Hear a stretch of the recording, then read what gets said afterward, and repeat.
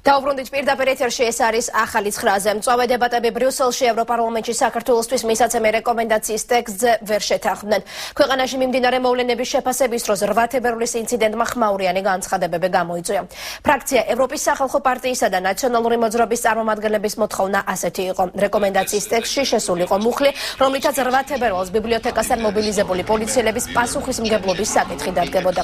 თუმცა ამ ფორმულირებას არ დაეთანხმნენ ევროპარლამენტის მწვანეთა ფრაქციისა და ევროპელ სოციალისტთა პარტიის წევრები, აგრეთვე მმართველი კოალიციის წარმომადგენლები. საბოლოოდ ხდომა ისე დასრულდა, რომ რეკომენდაციის ტექსტზე შეთანხმება ვერ შედგა. ევროკავშირ საქართველოს საპარლამენტო თანამშრომლობის კომიტეტის მორიგის ხდომა სავარაუდოდ საპრეზიდენტო არჩევნების შემდეგ გაიმართება.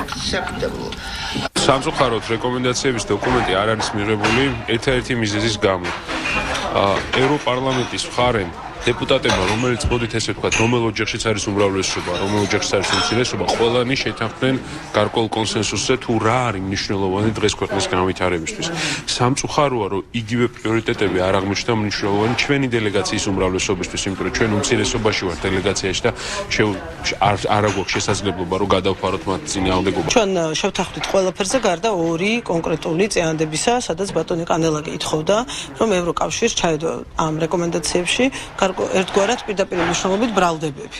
რომ ჩვენ ზეწოლას ვახდენთ პარლამენტის წევრებზე და იმიტომ გადადიან ისინი მეორე მხარეს და ასევე ის ითხოვდა, რომ ტექსტში გაჩენილი იყო ფრაზა იმის შესახებ, რომ პოლიცია უმოქმედო იყო 8 თებერვლის მოვლენების დროს.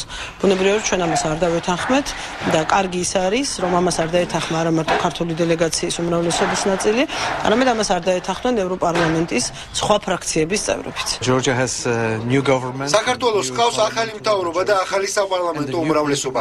ქვეყანაში არის ახალი პოლიტიკური გარემო, რაც გულისხმობს კოაბიტაციას პრეზიდენტსა და ახალ მთავრობას შორის. მე ვფიქრობ, რომ დღეს საქართველოსთვის ყველაზე დიდი გამოწვევაა დაადასტუროს საკუთარი მისწრაფება ევროატლანტიკური სივრცისკენ. ჩვენ უნდა დავწმუნდეთ, რომ ახალი მთავრობის ახალ პრემიერ-მინისტრს გააჩნია იგივე მიზნები საგარეო პოლიტიკის მიმართულებით.